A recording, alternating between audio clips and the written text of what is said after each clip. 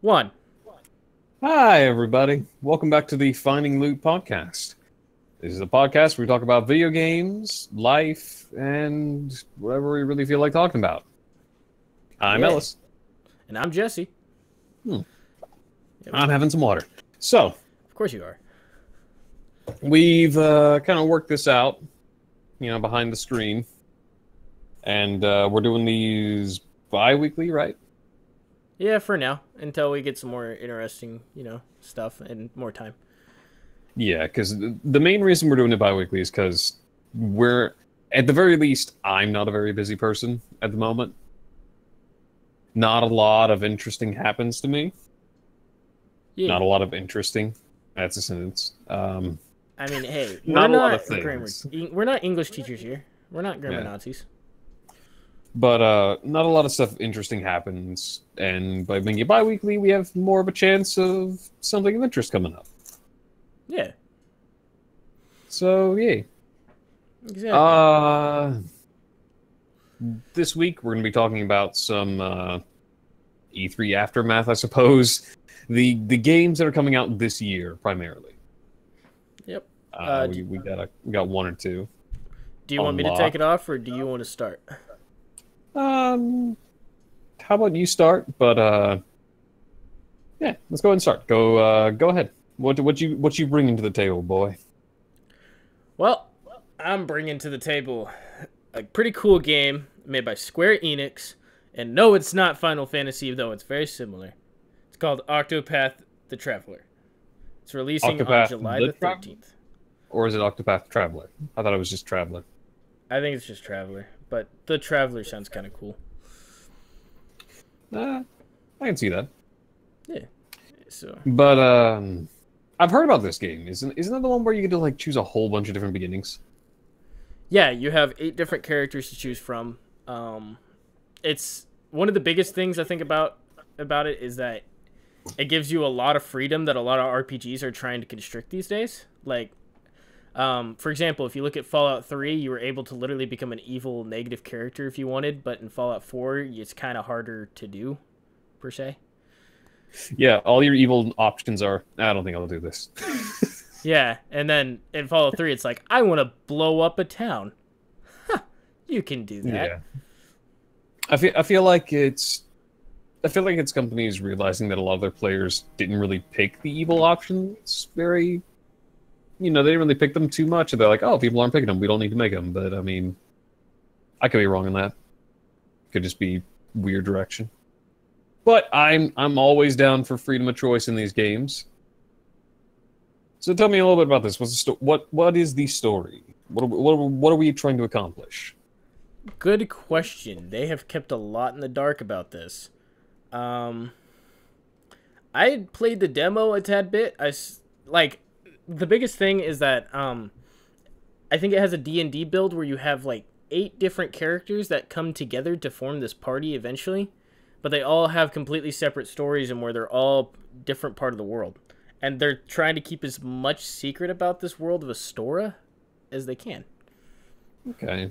I also heard that you don't have to take everybody. You can literally just be like, I only want these 2 to come with me and completely finish the game.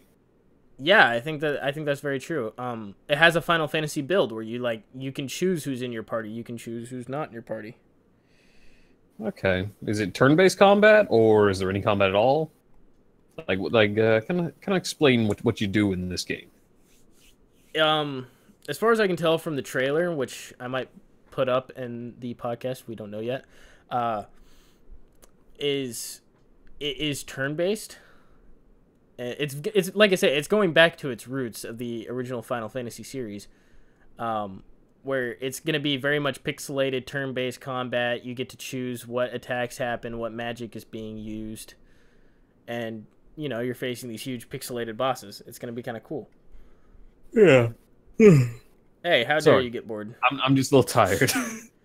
We all yeah, are. I've seen a lot coming out about this game, and honestly, it looks beautiful. Like, I really love the way that it's kind of like a 3D, 2D vibe to it. Mm-hmm. Where you're moving around in like a 3D style, but all the graphics are these two-dimensional kind of pixel arty stuff, and it looks beautiful. Yeah. I think it has a perfect combination between the 3D and 2D aspects that we all want in an RPG. Yeah, I'm a little curious about like how, like I remember hearing some of the classes, aka the characters. You know, you had the warrior, you had like I think a rogue, but then you had a dancer, and there was one other one. There was Oh, the swordsman. I played as the swordsman in the demo. okay. Yeah. And how's it feel like gameplay wise? It's very smooth. Like it utilizes the Switch in a beautiful way that I think that they couldn't exactly do better, I think, in other systems. They might release it for other systems. I don't know. I think it's a Switch exclusive for now. I mean, it makes sense. You know, this is it really does seem like it fits best on like a portable system. Hmm. And it gives that sense of mystery because you haven't seen a game quite like it. All the graphics and everything are different. So while you're roaming around, you're like, I think this is it. I, and it just keeps this like sense of you're questioning yourself, unlike most gamers who play this game and they're like, oh, this is the same thing as the last one I played. Okay, I know what to look here. Yeah, less linear, more like trying to figure out what's going on. Yeah, it's nice. I'm definitely gonna pick it up when it comes out in about a week, a little more. Okay. So, I'm definitely looking forward to it. You know, just looking at some of the art right now, it looks super pretty. Makes me want to buy a Switch. But so do many other games. And speaking of other games, sorry, excuse me. There is another game I'm looking into, Yeah. which is the newest from the Pokemon series, Pokemon Let's Go Pikachu and Eevee Edition. All right. So we all love Pokemon. I think everybody can agree they've played a Pokemon game at some point. Yeah, this one is definitely different than the main series. And they've definitely said, they came out and said pretty much right away after this, like, don't worry, we're coming out with a main core series Pokemon next year. Just be patient. This should be very much considered more of a introduction for the people who've only played Pokemon Go, and for the people who are brand new to the series, and definitely like vice versa. People have only played the core games but kind of want to get into Go. It's kind of a way to shift into it. It's coming out November 16th, so it's a little ways away. But the whole idea is, like every Pokemon game, there's 2 editions you can buy with different stuff. I personally, I'm getting Eevee. I have to. Oh man, Eevee. I think I'm gonna have to go Pikachu. Yeah, I just can't stand how adorable Eevee is. She's just so cute. But Pikachu, main character, bro. I know, but Eevee, she's amazing. But anyway, so the interesting thing about this game is what makes it different is that one, it's kind of a remake. It's based off of the Pokemon Yellow story. Which, if you ever played Pokemon Yellow back in the day, Pokemon Yellow is just Pokemon Yellow is essentially Pokemon Red and Blue, but told from the perspective of you have a Pikachu, and they kind of incorporate more of the TV element into it. So you get to fight people like Jesse and James, and you get to go around and talk to NPCs, and things are slightly different in the world, and the entire time you have a Pikachu following you. And he's pretty much a permanent person in your party. Yeah. But aside from that, it's just the Pokemon story of Red and Blue. So this means they're going back to Johto. To Johto, the original town. Either Johto right? or Kanto. I can't remember which one. But I don't know, they're going back to the first region. Professor Oak kind of thing? Oh yeah, this is Professor Oak, the first 150 Pokemon, or the 152, I should say. Or is it 1? I think it's 1. Are you certain they're not going to bring any more of the future generations back, or are they just really setting the roots back in the beginning? That's the interesting thing. There is going to be 1 new Pokemon in this game that is going to kind of show off what the next game's going to be about. So, but it's all Generation 1 beyond that. Oh yeah, everything else is Generation 1, but they did say that they are going to be throwing in a few what are they called? Alolan Pokemon? Oh, from Sun and Moon. Alolan, that's it. Alolan Pokemon from Sun and Moon. Yeah. Okay, But so only the first generation Alolans. all right, so you don't need any previous experience from anything else. Maybe just a little bit of experience from Sun and Moon, but that's about it. I wouldn't even say that, because here's the strange thing about this game: they've taken out the wild Pokemon battle feature. Then how do you get Pokemon? You catch them. It's like Pokemon Go, where in the wild you like throw bait and you throw stuff to keep them entertained, and then you throw a Pokeball at them and hope. The whole time you have your little buddies, Pikachu and Eevee, or Eevee I should say, hanging out on your head or on your shoulder. Or following you? Yeah. So what's really interesting about this game is that it's so different from the core series that people are really like 50-50 divided amongst the fans pretty much. I mean, I would be too. It's like you either love the original Pokemon series or you love Go. It's like there's such a separate game systems. Like you understand what I mean? Like they're really separate from each other. So it's gonna be difficult to get the two groups to intertwine, I think. Yeah, so they're introducing a bunch of features. They're introducing the ability to transfer Pokemon from your Go to the game, which I'm not certain how that's going to work, because there is still combat in this game, but it's only with trainers. But here's the thing. Yeah. Would that give an unfair advantage to those who played Go for like several years now? I've heard a couple of theories about that. Number one, you can only transfer the 150, including the Alolans. Okay. And some of the theories coming out is that in some of the trailers, people saw like a little like tiny Pokemon island that wasn't part of the main game, and people are thinking maybe that's what it is.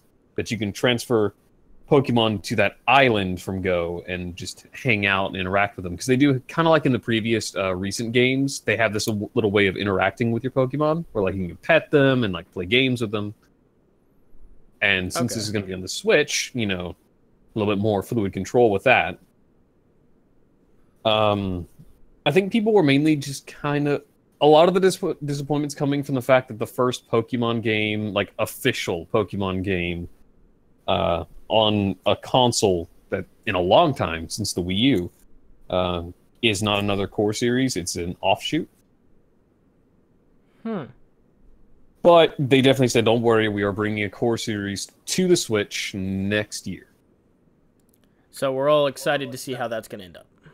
Very much. But I'm also excited to see how this is going to go, because they're going to have to, if they're not doing a bunch of Pokemon battling, and it's just catching Pokemon that you're doing in this game, I'm a little concerned, I guess I should say, because they're going to have to put a lot of focus on the story if they're not going to focus on the battling and catching in the wild.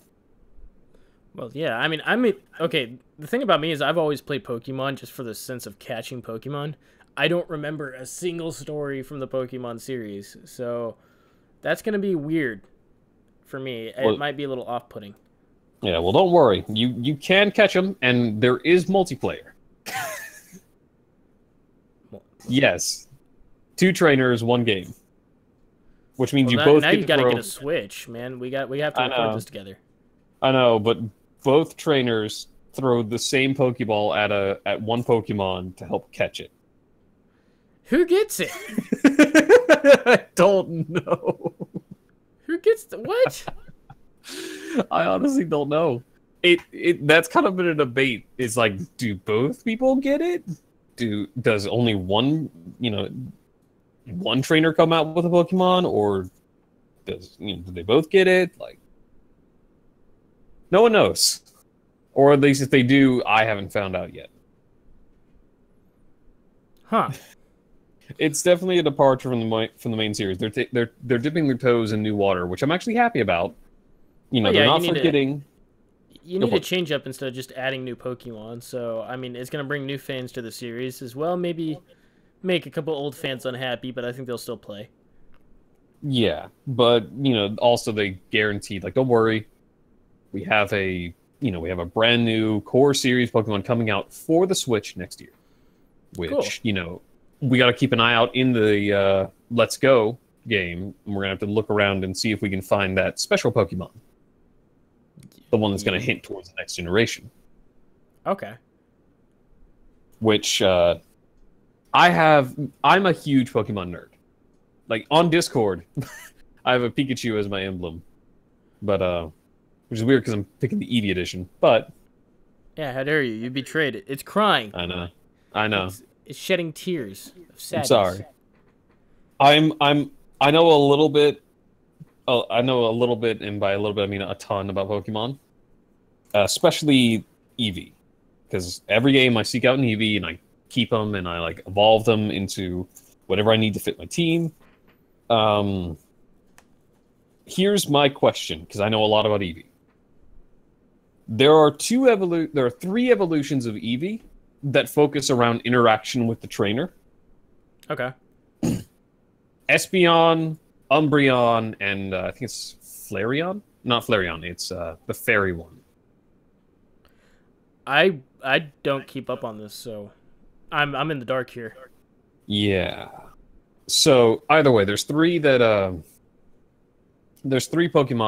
that evolved from Eevee, 3 evolutions, and they're all based on love and affection. Okay.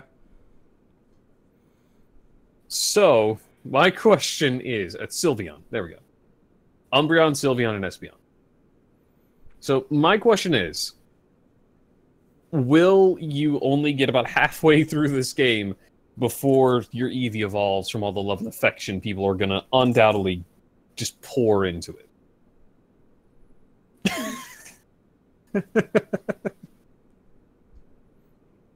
Kind of defeats the purpose, doesn't it? Maybe. Well, what if they get rid of that? Well, they're never going to get rid of it. I mean, they may make it like a Pikachu scenario where, like, I don't want you to evolve. I want you to stay you forever. No. I'm saying, like, we're going back to the original 3. What if they take out those 3 evolutions? Because those are not Generation 1 Eevee. That's very true. They could very much tell that story of it's like, yep, you need a Fire Stone, a Water Stone, or a Electric Stone to level up Eevee right now. Yeah. And if they that's could the do case, that. If that's the case, then, oof, we're out of luck. Yeah, and that kind of brings me to another question before we move topics. Will you be able to evolve them then? Like, at all? Like, will you be able to get like a Raichu for Pikachu, with using a Thunderstone? Or will you be able to get like a Flareon by using a Fire Stone? Well, if they're going by Pokemon Go, they'll have to. Yeah, but I mean, Go has all that. But at the same time, doesn't that defeat the purpose of the titles? Let's go Pikachu, let's go Eevee, like, it kind of defeats the purpose. Nah. I'm gonna bet it's a Pikachu situation from the TV show where it's like, I'll never evolve you, Pikachu. We got a bond. Pikachu's just like begging to be evolved. Please, evolve. Well, there's a really sad scene in the show where Pikachu was weak on a bed. And he's like, Pikachu, if you evolve, you'll feel better. And he pushes the stone away because he doesn't want to change. Yeah, but we're talking about a different Pikachu now. I know. But I honestly don't think they're going to let you evolve them. I think they will. I'll put a bet on it. Yeah? Yeah? Yeah. You want to put a bet? Yeah, what's the stakes? What's the stakes? We're going to have to remember this because it's on recording now. Yeah. I'll tell you what. The stakes are... Loser has to trade over 1 Pokemon of the winner's choosing when the game comes out. If Eevee and Pikachu can evolve or not. Yeah, meaning that if I win, I'm saying they can't. If I win, I just get to pick one of your Pokemon, and you guys send them over to me. You'll take my Eevee. No. We can't choose the starter Pokemon. I don't think they'll even let you trade them. But probably not. We won't take like something too important. If it's just it's probably just be something we don't want to go catch ourselves. Okay. I'll take this Hitmonlee. I'll take this Raichu. So there's our little bet for when the game comes out. All right. Everybody hold us to it. Make sure we commit. Yeah. Yeah. All right. Let's move on to our assigned games. All right. Before we do this, I have to grab play. something real quick. So I'm sorry for these sounds. Oh, geez, I gotta keep you entertained. I'll go ahead and explain this for those who don't understand or know what's going on. So, on one last podcast, we had a little bit of we have this thing where we kind of challenge each other to play games that we either haven't played in a while or have never played. Yep. His game that he challenged me to play was Kingdom Hearts, which we wound up playing on the show, so I didn't even have to play it. Yeah, but he still enjoyed it. Yeah, I did. And the game I assigned for him was Fallout 3, because we were talking about Fallout 76 a lot. Yep. So, how about we save mine for last? Because honestly, it's going to be just disappointing. Everybody knows your reactions already because it's all recorded. If you've seen the Kingdom Hearts series, you know how I've been reacting to it so far. But I mean, go ahead. Yeah. Let's go ahead, Jesse. We'll go ahead and get your more interesting one in, and then we'll talk for like 5 seconds about Kingdom Hearts. So Fallout 3. How do I say this? I missed Fallout 4 the whole time. Those are some fighting words, man. Like, there's some real hardcore fans that are gonna be real pissed about that. I'm sorry, guys. I played it on PS3. I think almost honestly the worst version to play Fallout 3 on ever. Yeah. The sticks were all kind of screwed up. The buttons weren't how I liked. It didn't really run smoothly because I ran it through the PS Now stream service. You probably could have played with the controller layout. Probably. I don't know. I mean, it's a feature. However, I did kind of win at the game, I think, because I started making a charisma/science build to make up for my lack of combat skill.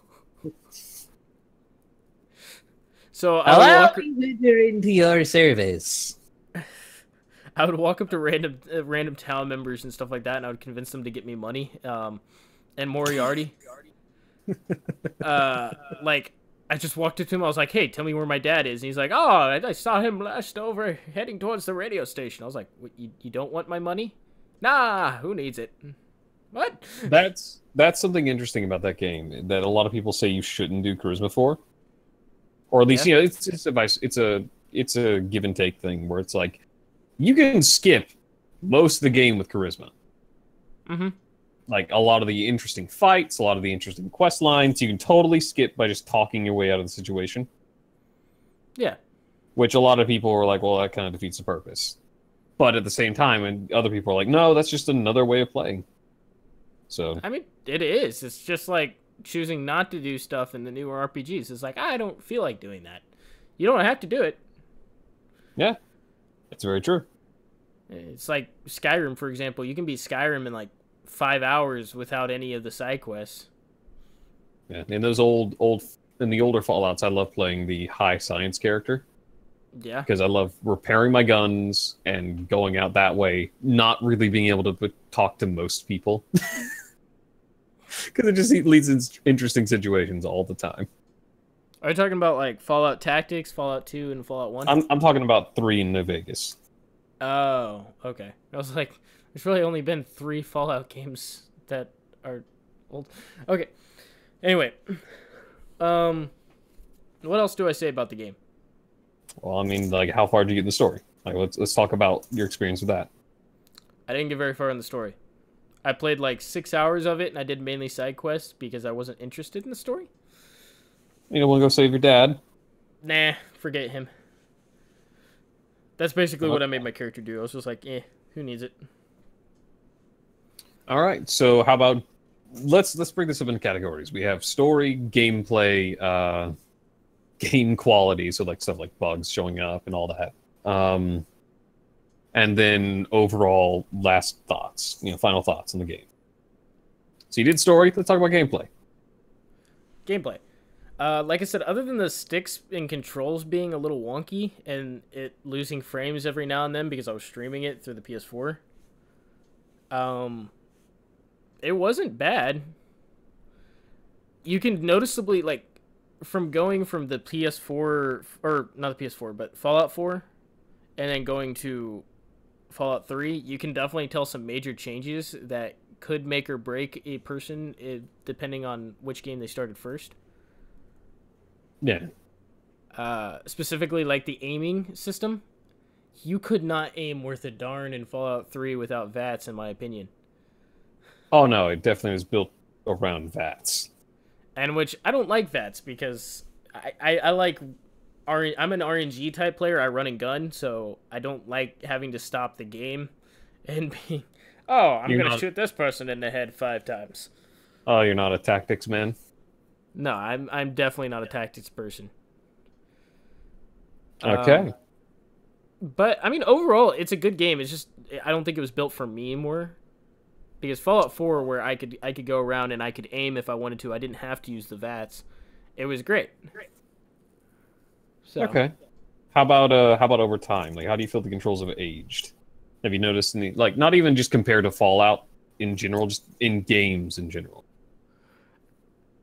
How it's aged? I think it's aged really well. It is held up. Yeah. Graphically, control-wise, it still holds to the universal graphic system that we use to this day. Or not graphic system, but control system. Okay. I was about to say, like, I play a lot of games that do not look like Fallout 3. Yeah, I lost my word there. 404 word does not work. I think it worked. I think the controls were really well and fluid. Okay. Just except for using the map where you have to use the left stick. Use the left stick to zoom in and the right stick to move, which I thought that was just the most confusing and awkward way to do that ever. I haven't played a Fallout in forever, so who knows? You may have just gotten a wonky stick layout, but I don't know. It could just be the way it's made. Yeah. All right, so what's your... So we did gameplay. We did kind of graphics. We touched on that. Bugs? Yeah, let's talk about bugs. How many bugs you run into? A lot. Yeah? You know how this would be common in older games like Mass Effect 1, where you could go into specific areas in the game and just glitch out? Oh, yeah. Yeah. I know exactly what you're talking about. You would go into, like, if you jumped in the wrong direction or something, you could sometimes glitch into this area where you'd be kind of stuck. Mm-hmm. And you're like, well, what do? I forgot to save for the past 3 hours. Uh-huh. And you're slowly contemplating whether or not just to quit the game and never touch it again. All around me a familiar face. But yeah, I mean, it definitely got on my nerves a lot. Okay, so for final thoughts, what's your final thoughts and how'd you rate the game? It was a good game, not built for me. Okay. But I mean, overall, I enjoyed the experience, so I would still give it like a 7 out of 10, even holding up to today. Well, there you go. I'd recommend playing it. Yeah, I've played the game. I've never beaten it, but it is super fun. Yeah. All right, let's talk about Kingdom Hearts. All right, since you didn't play the game, you really don't have any idea. I still have opinions. I just can't give the control segment. Yeah, no. So I'm just gonna start off with story so far. Okay, what I think of the story so far, confusing. I definitely had a lot of realizations that blew my mind. I definitely, you'll have to watch the video to know what I'm talking about. I definitely had a lot of interest in the story. I expected it to just be really stupid, to be totally honest with you. Yeah, you thought it was built for like a child's game at first, didn't you? Yeah, yeah. To be totally honest, I didn't think it was like a... I thought this would be more of a rated E for everyone kind of story, where it's good, but it's not quite what I'm used to. Yeah. But in all actuality, it's a pretty good story. I like it. I'm confused, but I guess that's to be expected. I mean, that was a lot of PlayStation 2's games where you would play them and you kind of start off thinking, what the heck is going on with this story? Like, it's just plopping me here out of nowhere. Yeah. I most definitely graphics look much better on this remaster. Oh yeah, the remaster. Yeah. I'm telling you now, this whole no sound thing is bugging me. You wish you could hear everything? Yeah, because, like, game composers, voice actors, like, everybody puts so much effort into making every aspect of this game awesome. And not just this game, but every game.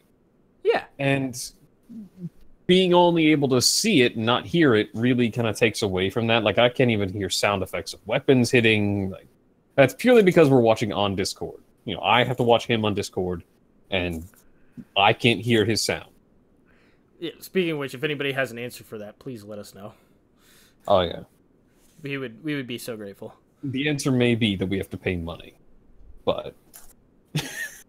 Yeah, true. But definitely, story-wise, looks fantastic. I look forward to seeing where it's going to go. Can't speak gameplay-wise, so I'm not going to ask you to tell me. But, glitches-wise, I haven't seen any glitches. No, it's a pretty solid game. It's pretty smooth. There's probably some we've missed, but either way. Do I think it's aged well? I mean, it looks like it's aged well. I can't vouch for control-wise, but I can definitely tell you it's aged graphically well. It looks interesting. I will say this. There was one graphic feature I do not appreciate from the PS2 era. What?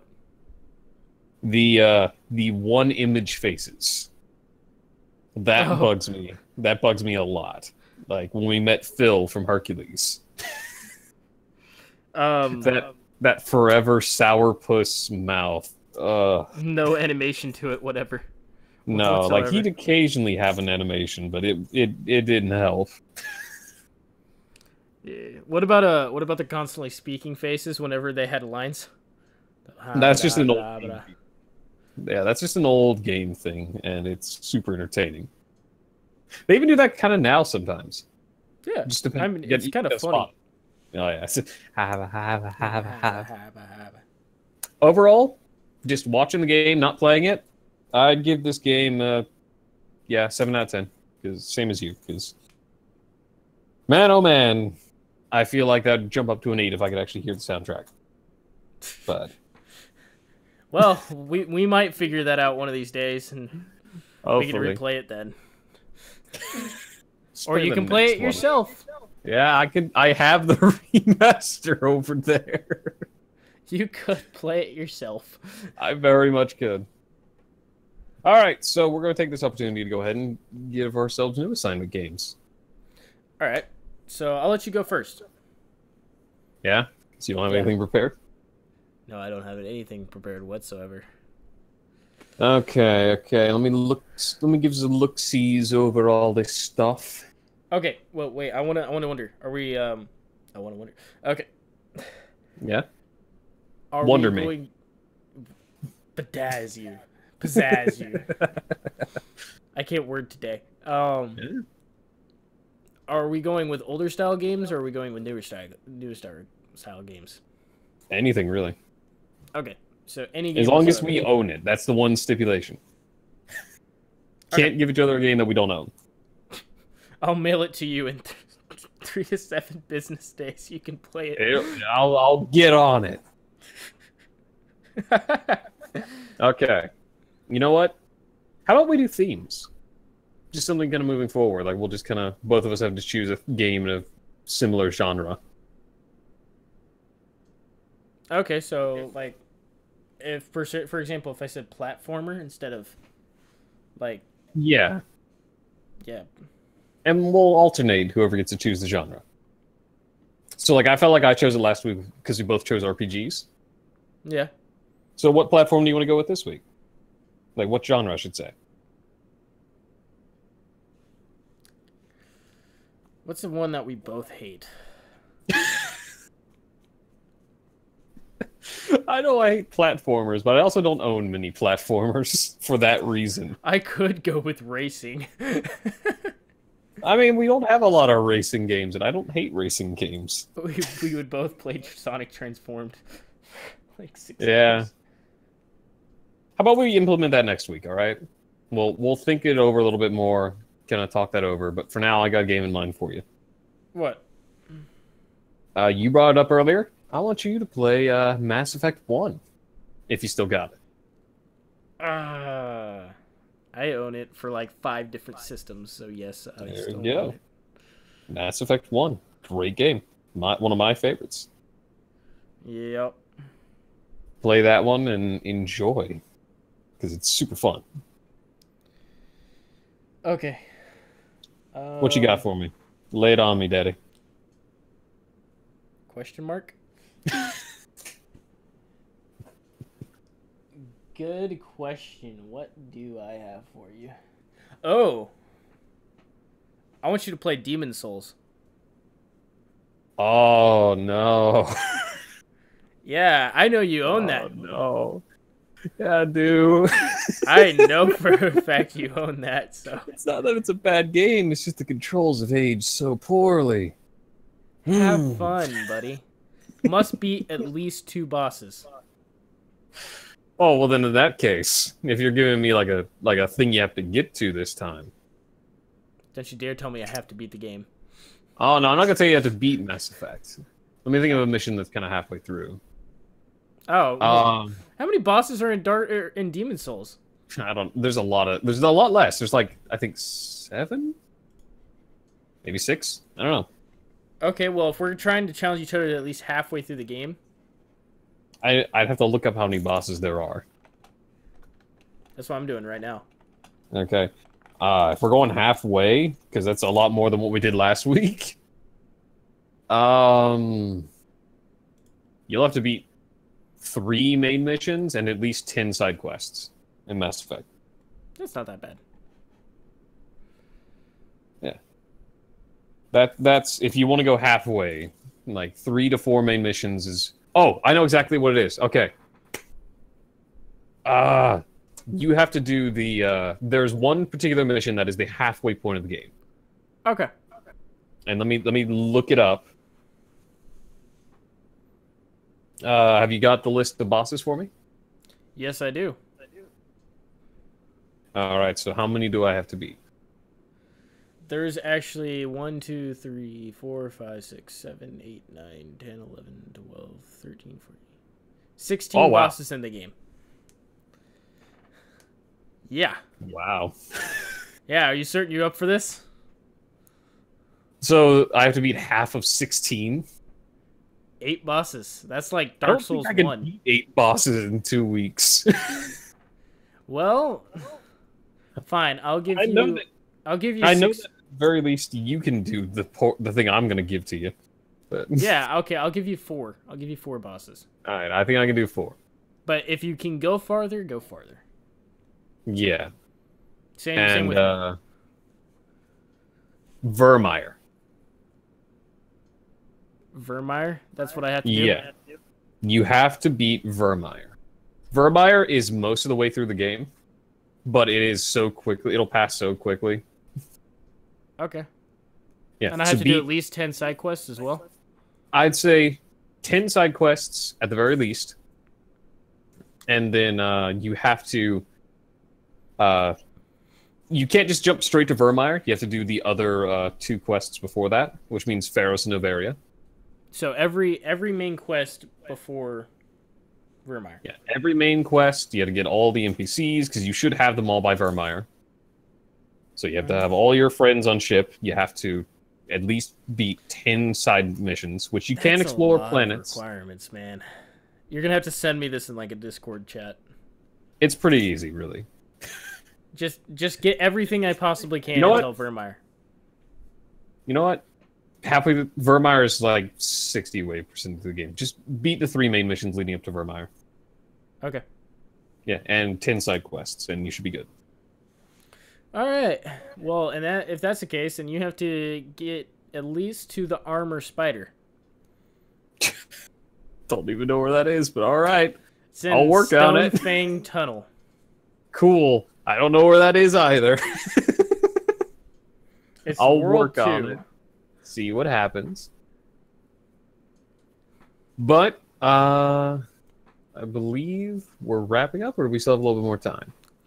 We're only like 40 minutes in. Yeah, 40 We have a minutes little bit more exact. time. So we got about 10 minutes to talk. Let's talk a little bit. All right. So anything interesting happened recently? I mean, the 4th of July was yesterday. Yeah. That was interesting. I went to 2 fireworks shows. Okay. Anything like any huge fireworks being set off, like a huge display, or is it like a Oh, little yeah. display? We had a huge, like a whole bunch of like fun stuff. I live on a camp, Mm-hmm. so we had a big open field and we shot off a bunch of like air mortars and just a whole ton of fun stuff. Okay. One of the counselors accidentally dropped one of the air mortars Oh no. before it went into the actual tube it shoots out of. And nobody really realized it yet. And when it happened, it's like, wait, did he drop the air mortar? And then like suddenly it exploded and fireworks are shooting at us.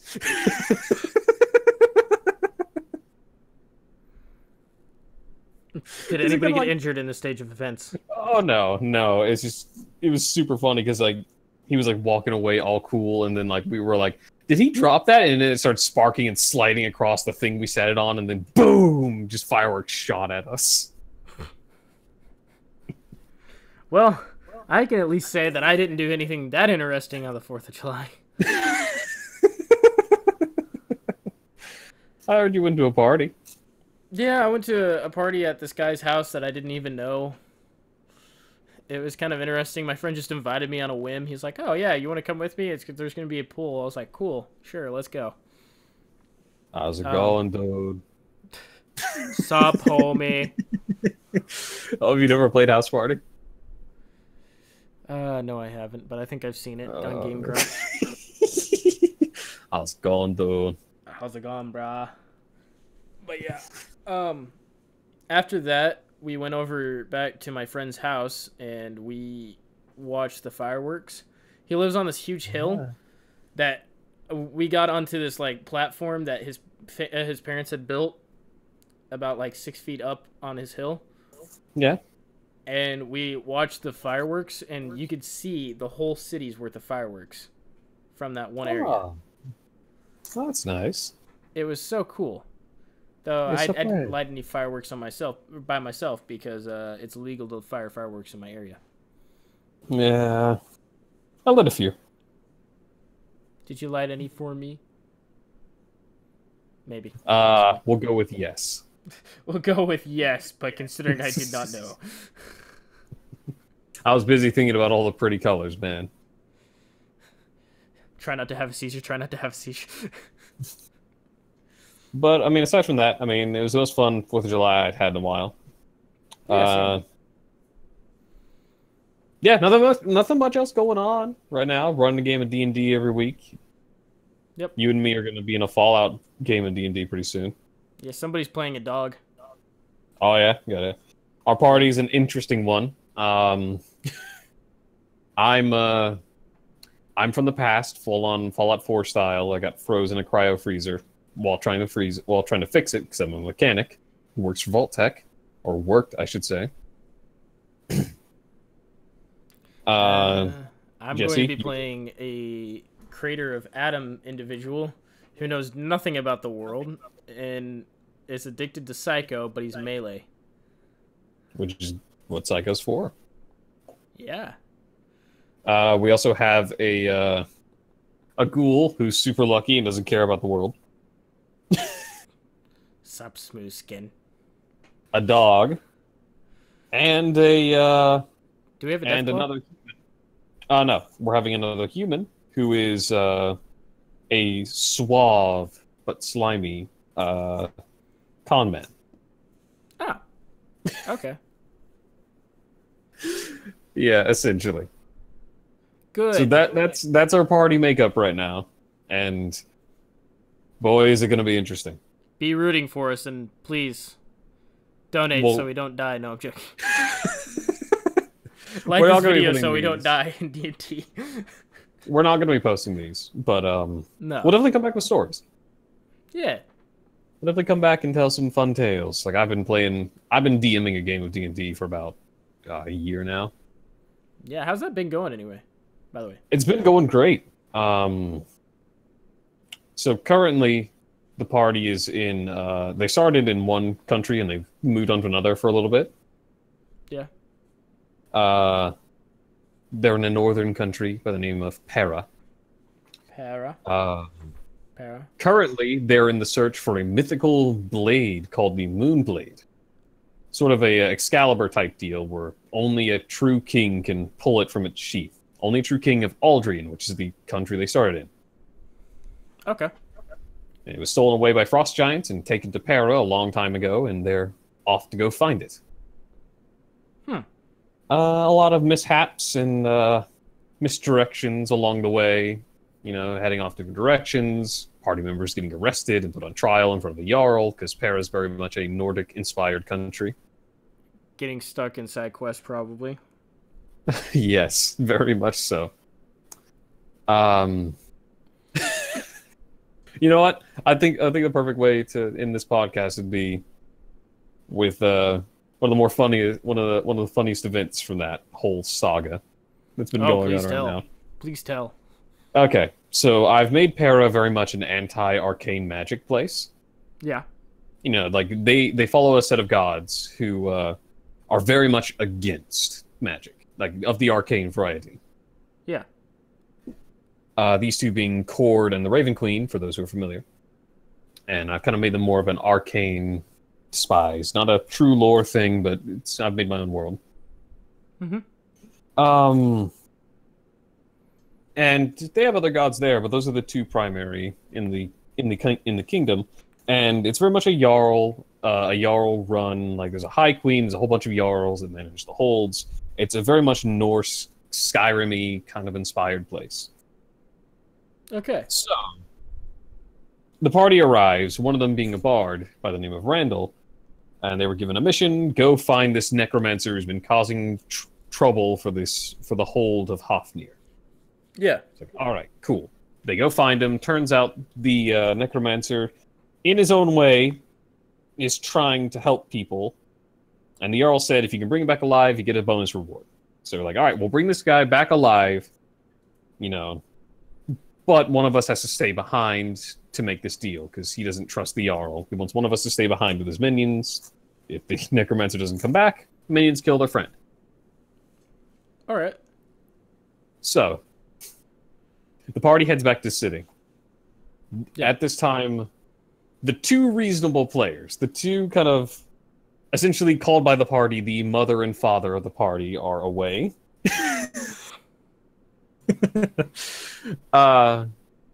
One's being held hostage and the other one just couldn't make it to the game. Yeah. So they make their way to the city, and they notice as they're kind of making their way through, they kind of have Grindel disguised. Some of the guards are looking at Grindel kind of funny because he's a wanted necromancer. So they're like, "Oh crap, we can't go up to the Jarl or walk through the city with this guy. They're gonna arrest us, even though we were given the mission to go find this guy and bring him back." So, to one of my players' credits, like I may have some underground contacts in here, and he rolled, and he did. He had some underground contacts. So he goes and he contacts them, and they give him a special secret way into the Jarl's palace. Totally unnecessary. They could just walk up to a guard and say, "Hey, we caught him. We need to go talk to the Jarl." But no, they're like, "All right, let's sneak in." Yep. So they sneak into the servants' quarters, and they realize that right, Jarl's palace. It's very heavily guarded. So our bard, who uses arcane magic, and our rogue sneaks forward while Grindel and the rest of the party waits down in the servants' quarters below. Yeah. Sneak forward.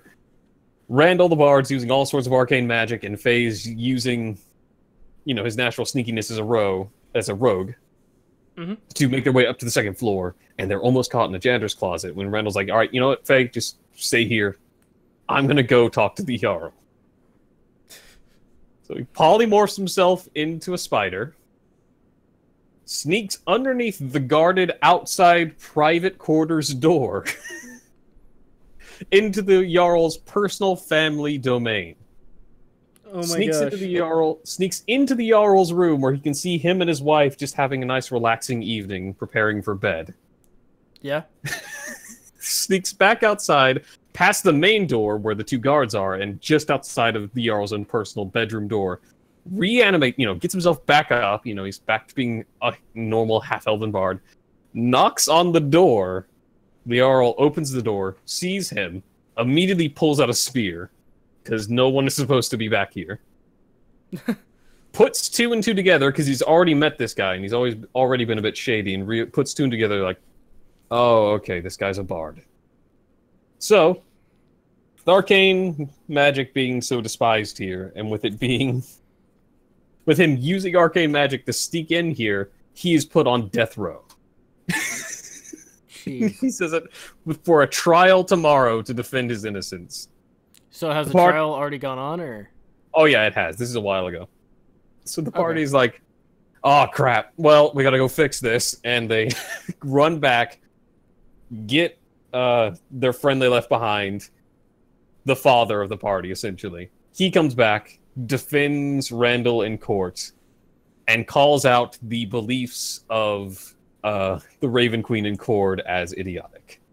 Isn't that where he, basically makes enemies with most of the gods? He doesn't make enemies with them, but he definitely upsets them. Yeah. All right. And that's where my party stands now, where they're trying to make up for the crap that they've done so far in trying to find the Moonblade. Good job, guys. I'm so proud of all these people. It's definitely been real fun. And All right. I'm super excited to see where it goes. Yeah, me too. All right. So we're running at about 52 minutes. I think it's about time we... Finish up? Yeah. All right. You've been listening to the Finding Loot podcast. We have a Twitter that we'll link down below. Thanks to Jesse. Yep. Jesse's doing most of the work here, so he really does get a lot of the props. Cameraman, social media man. I just show up. Yeah. He shows up and provides the entertainment. I just show up and talk, man. He really does get a lot of the props, and once I find, I should say, my old recording stuff, I'll be helping out as well. But till then, yep. All right. So leave a subscribe, give us comments on what you want to hear from in the future. all right, we'll see you next time. All right. Peace. Bye.